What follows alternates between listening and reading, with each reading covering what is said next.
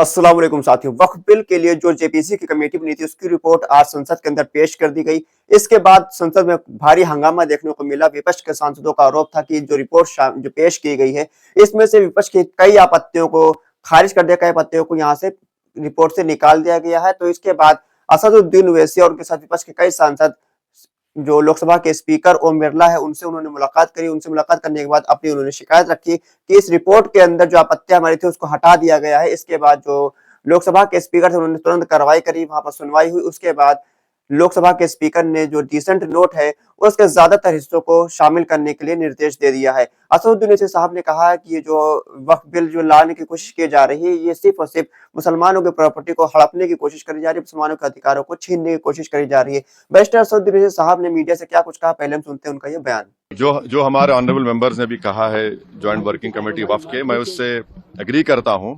एक बात आप समझिए कि ये वक्फ का जो बिल लाया जा रहा है ये सिर्फ और सिर्फ ना सिर्फ अनकॉन्स्टिट्यूशनल है, fundamental rights article 14, article 15, article 29 का ग्रेव वायलेशन है।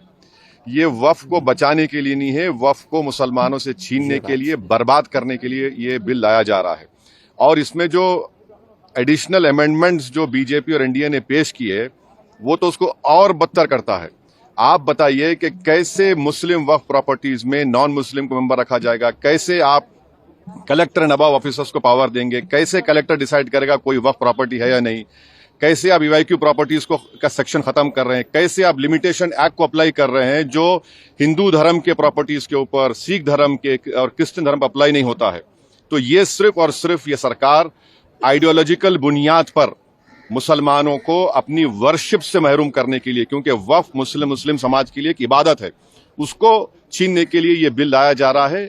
हम इसका कंडेम करते हैं। और दूसरे जो जेडब्ल्यूसी में ऐसे स्टेक होल्डर्स को बुलाया गया जिनको भारत के संविधान पे कोई भरोसा नहीं, जिनके ऐसे ऑर्गेनाइजेशन को बुलाया गया जिनके ऑर्गेनाइजेशन के मेंबर्स आतंकवादी केसेस में अरेस्ट हुए हैं, मर्डर चार्जेस उनके ऊपर हैं, ऐसे लोगों को बुलाया गया है। और जल्दबाजी में ये जेडब्ल्यूसी की रिपोर्ट को दिया गया है। इसमें जो भी रिकमेंडेशंस है तमाम अपोजिशन पार्टीज ने उसका ओपनली पुरजोर उसकी हमने मुखालिफत की है।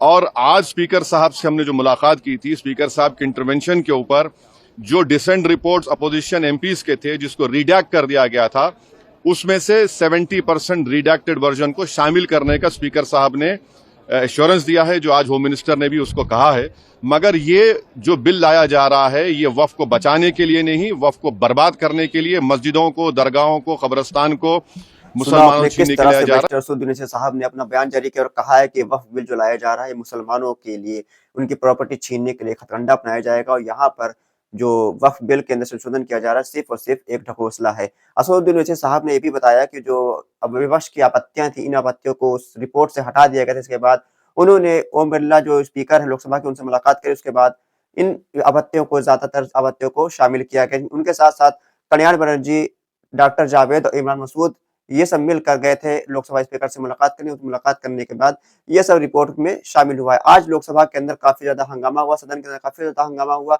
जिसके बाद सदन की कार्यवाही 10 तारीख तक के लिए स्थगित कर दी गई है। और अब जो अगली सुनवाई होगी वो 10 तारीख के बाद होगी। असदुद्दीन ओवैसी की इस पहल के वजह से आज जो भाजपा की साजिश थी ये नाकाम हो गई है। और भाजपा की साजिश थी कि यहाँ पर जो विपक्ष की आपत्तियां हैं इस रिपोर्ट से निकाल दी जाए, कोई ध्यान नहीं देगा। लेकिन असदुद्दीन ओवैसी साहब ने इस पर गौर किया और लोकसभा स्पीकर से मुलाकात करने के बाद इन आपत्तियों को दोबारा से उस रिपोर्ट के अंदर दर्ज करवाया गया।